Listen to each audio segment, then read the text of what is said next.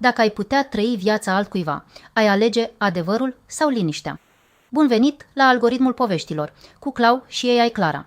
Azi vorbim despre o carte cu gust dulce, dar și amar, Portocale amare de Milena Palminteri, care, apropo, a și câștigat premiul Bancarella în 2025. E o realizare fantastică pentru o poveste atât de ancorată în tradiție.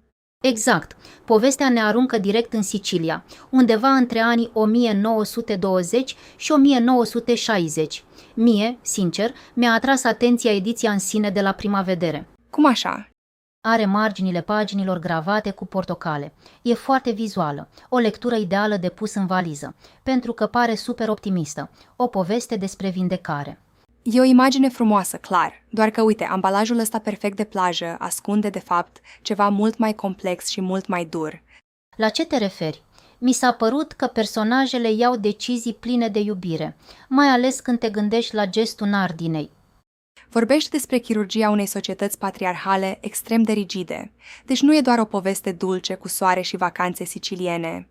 Păi ea adoptă copilul Sabedei, o slujnică săracă și fără resurse. Pentru mine, actul ăsta e o dovadă supremă de iubire maternă, o barcă de salvare. Da, e o perspectivă empatică, dar contextul istoric ne obligă să fim puțin mai analitici. Nardina era infertilă într-o lume care pedepsea asta. Cum adică mai analitici? E vorba de salvarea unui copil până la urmă, indiferent de motivele ascunse ale celor implicați. În acea societate, valoarea unei femei era dictată de capacitatea de a aduce pe lume un moștenitor. Adoptarea n-a fost neapărat un act nobil. Aha, deci tu zici că a fost mai degrabă o presiune socială imensă care a împins-o să facă acest pas riscant. A fost o soluție disperată. Dacă nu făcea asta, risca să devină o paria. Și sursele arată că nu a acționat deloc singură în regizarea asta. Corect, a fost implicată și mama ei, Bastiana, dar și celebrul Don Calogero, tipul ăla care are un iz evident de mafiot. Exact. El a fost adus în schemă ca să se asigure că secretul rămâne secret. A fost o tranzacție de supraviețuire, o regie orchestrată din umbră. E dură perspectiva asta, dar de aici pleacă și ideea că acel compromis din anii 20 e practic o bombă cu ceas pentru familie. O bombă care stă să explodeze câteva decenii mai târziu, mai exact în 1960, când a treia generație intră în scenă. Da, când apare Carlota, ea ajunge să lucreze la arhivele notariale, unde, din pură întâmplare, dă peste actul propriei sale cumpărări.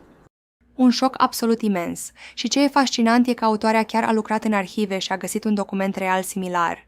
Exact. O mamă acuzată oficial că și-a cumpărat bebelușul, un act găsit prin dosare prăfuite. E uimitor cum istoria bate ficțiunea uneori. Asta dă o altă greutate titlului. Se referă la tehnica agricolă a portaltoiului, unde trunchiul amar e tăiat pentru a susține o ramură dulce. Ce imagine puternică! Sabeda și Nardina sunt trunchiul plin de spini, iar ramura dulce este Carlota, care ajunge să studieze dreptul. Exact. Avem o matematică tragică. 2 generații de femei sacrificate aproape integral pentru libertatea și educația uneia singure. Ne arată că libertățile noastre moderne, care par firește acum, sunt de fapt plătite cu vârf și îndesat de cei dinaintea noastră. Plătite prin sacrificii uriașe și prin multă tăcere. Fără confruntarea cu adevărul, independența riscă să fie doar o cușcă ceva mai largă. E o temă excelentă de reflexie pentru noi toți. Până la următoarea poveste. Citește, gândește și pune întrebări.